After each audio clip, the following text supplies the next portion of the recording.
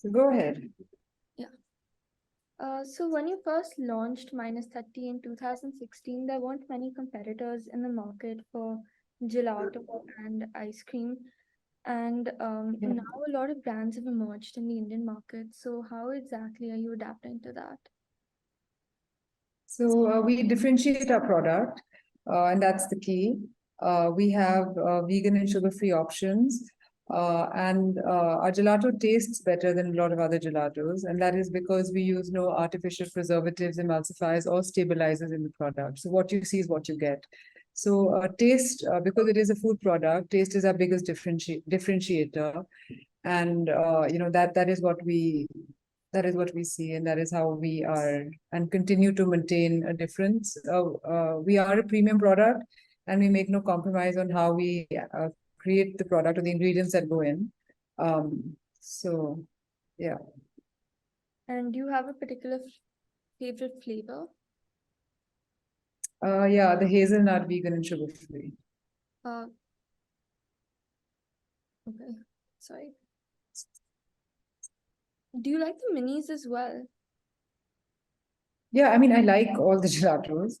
I don't think there's any flavor that I dislike. Like I said, taste is very important to us. So we create and put out flavors in the market that we know taste really good. But if you ask for a favorite, then I said hazelnut. And of course, minis are great. It's a nice, guilt-free dessert option. Okay, because I order the mini. And how exactly does your company come up with the flavors? Pardon, can you repeat your question? How? How does your company come up with the flavors?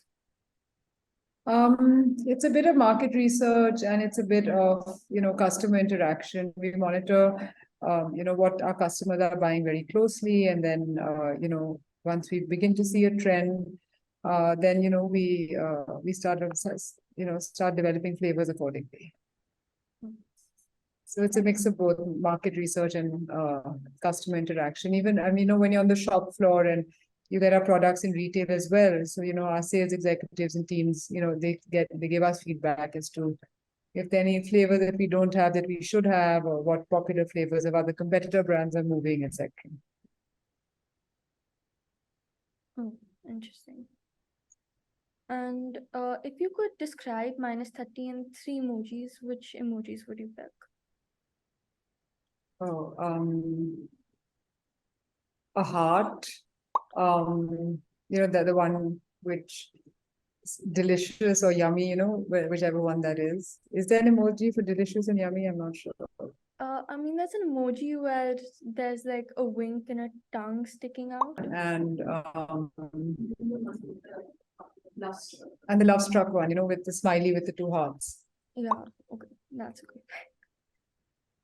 And if you were in an ice cream competition for Minus 30 with a celebrity, who would you choose and do you think you would win? If I was an ice cream competition with a celebrity, Yeah. ice cream competition with? My sister's also here, where we both started the business together. Yeah. Yeah. Ice cream competition with a celebrity. Who would the celebrity be? Who would we pick and who would win?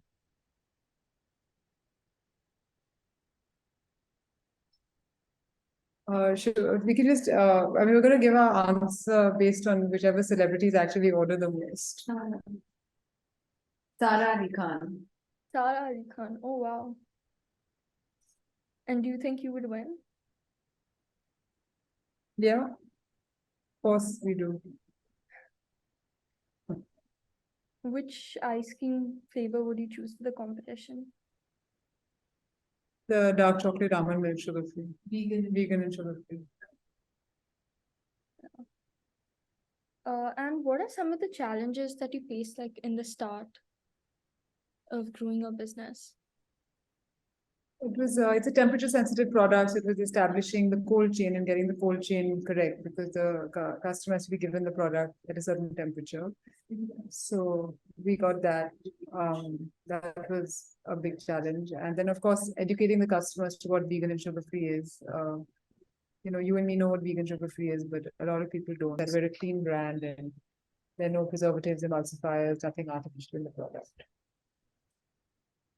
And basically it's related to this only, but sustainability has become like a huge concern now, right, across the globe.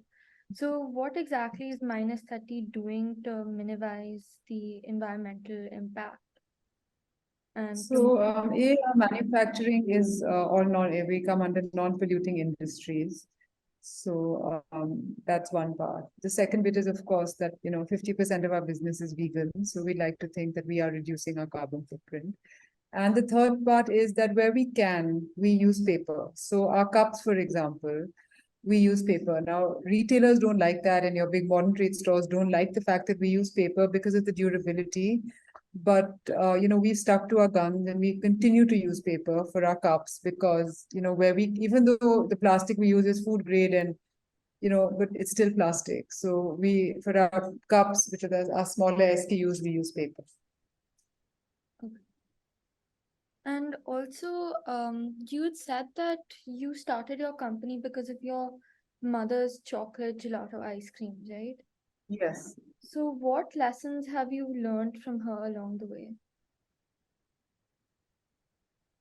To be true to the product, to be true to what you do, to stick to your recipe no matter what, and do not compromise on any of the ingredients. And is there any dream ambassador that you have for minus 30? Any what? A dream ambassador. As a brand ambassador. Yeah, as a brand ambassador. Yeah, that's something under wraps, nothing that we can say just now. But yeah, we have some people under consideration. And this question might be a bit controversial since your sister's also there in the meeting. That's But fine. two of the best and worst things about co-leading the business with your sister? Oh, well, the best thing is that now we live in separate cities. So, we're on the phone 24/7. In fact, we're together just now because she's come to Delhi. And while just catching up in general, we realize that we've spoken so much about work that we actually don't know a lot of the personal stuff that's gone on each other's lives because every conversation is about work. So that's a plus and a minus. Right. That's the best and the worst thing because now it's like, oh, really? Like this happened 4 months ago. I had no idea. And it's probably because the only thing we discuss is work. So, yeah. Yeah, could be hard. I mean, like separating your work life and your personal life. So it's both a plus and a minus, right? Because it's so easy when it's your sister Yeah, and it's so much fun, also because we think very similarly and, we're very aligned in what we want. So that's super. But we only end up speaking about work and we very rarely speak now about anything else. So it's only when we actually meet that we realize that, oh my God, like, you haven't discussed, all the other fun social stuff that we would have liked to. yeah. No, even my brother's Yeah. in university now. Like the only time I speak to him now is about how do I handle my SAT, how do I do this now that he's back. I mean, I'm just like, oh, Yeah. this happened 2 months ago. What were you doing? Yeah, I know. Yeah. Yeah. And apart Yeah. from minus 30, what is the best decision that you think that you've made? I think minus 30 was the best decision that we made. And I think this other best decision was that we both started our families, at the, I started it just as we launched the brand and she started it just as the brand had begun to, really grow. And I think those, retrospectively, those decisions they were very good. They've been our best decisions because we've been able to fill in for each other and, support each other through. Yeah. Yeah. And other than, I mean, considering the fact that there's so many upcoming homegrown Indian companies, so is there any particular one that you admire?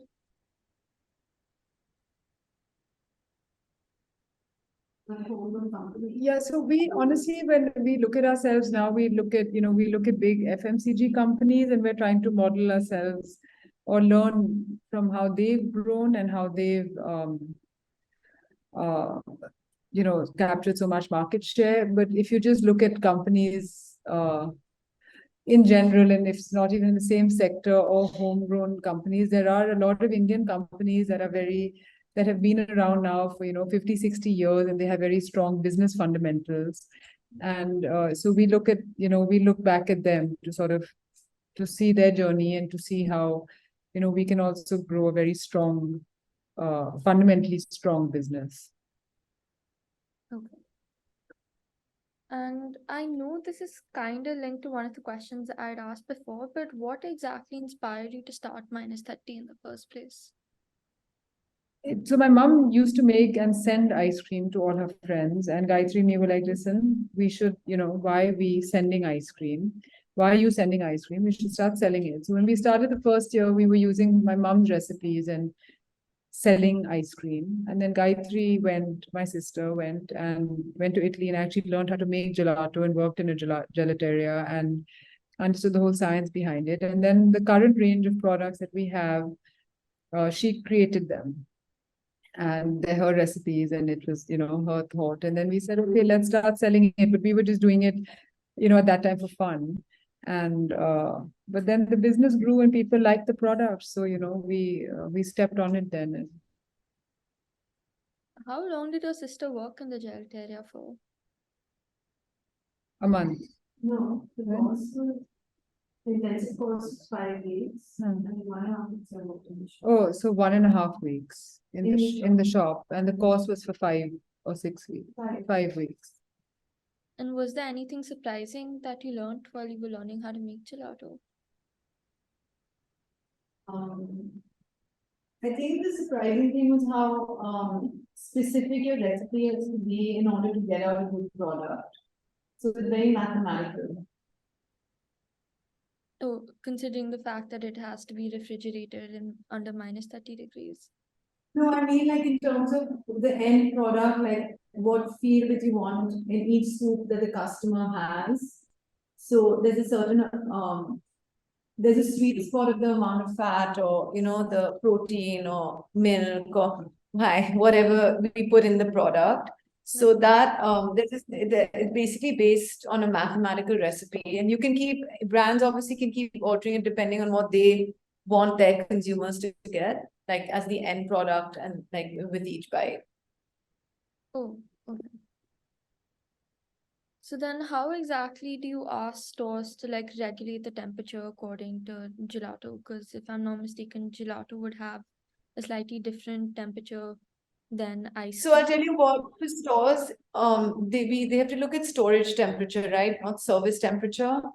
So it's not like the stores have different freezers for gelatos versus ice cream in any case across India. So they obviously store at the temperature that they store all frozen products at. When the product goes to your home, we do, if the customer does ask us and inquire about it, we do tell them that keep it in, like obviously when you take it out of the freezer, let it thaw for like a minute or two to get to a good service temperature. But it's very difficult to say because the temperature across India varies, even room temperature varies.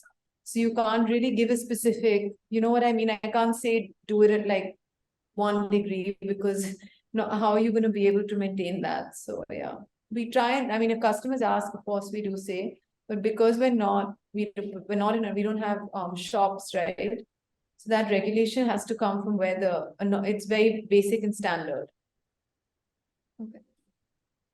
And how exactly do you prioritize or make decisions for the company when there are like competing demands or there might be like less resources? So we've put into place systems and processes over the years in terms of streamlining operations, and eventual decision making lies obviously with me and Shivani. But like she mentioned to you, even though I'm not physically in Delhi, we're constantly on the phone. We have a manufacturing unit in Chennai, which I look over. So we make sure that we're on the same page about everything. And now, having worked together for almost 7 years, we pretty much know the other person's mind in terms of the everyday decisions. So it does make it much easier being sisters that, we more or less do think the same way and have the same intentions for the business. So that way, it just kind of, we found our beat basically. on how to work. And the bigger decisions, of course, we discuss, debate, have different views, but more overall, I mean, we one or the other convinced, like we not argued out, we debated out, and we get to the final decision. Oh, okay. But considering the fact that you guys see like alike most of the time, I guess it must be easy regarding decision making. Yeah, it makes it much easier. Yeah. And do you have any long-term vision or goals regarding -30 Long-term vision out? or goals that you want to achieve for -30?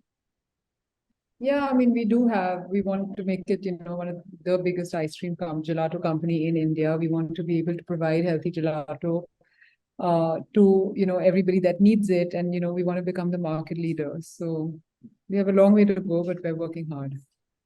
No, but considering the fact that, I mean, you're on Zomato now, Swiggy, I think you have your own stores as well, right? Now, and you're in grocery stores across the country. We don't have a retail stores. We have, they're dark kitchens that are on Zomato and Swiggy. Okay, because I've ordered from Zomato a few times, so it showed that it's there. Yeah. Okay. It's called a dark store. That's fine. Yeah. I mean, it's like a warehouse. Yeah.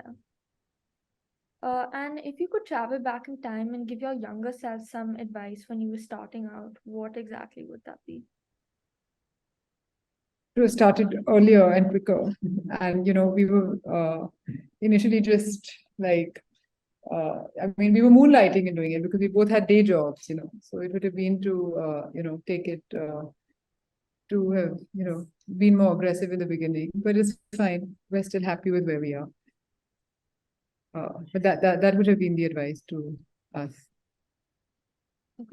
And I think a lot of, I mean, people want to know as well as me, whenever I'm going on the net and looking at founders, is when there are days where you're feeling either a little too low or you're facing problems, how exactly do you overcome them?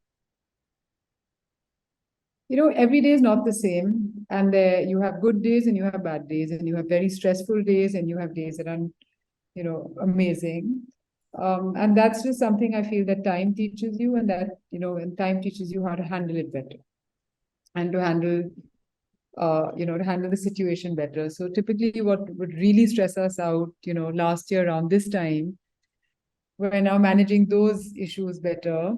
But now there are a whole new set of issues, and I'm sure next year we'll be managing even these set of issues better, because you learn as you go along, and you learn how to manage yourself, and you learn how to manage your team and to take everyone along. And when you're leading a company, then you have to make sure that, everyone, there should never be a sense of panic. It should, No. Thank you so much for this opportunity. You're welcome. You're welcome. Good luck. Thank you. You too. Bye.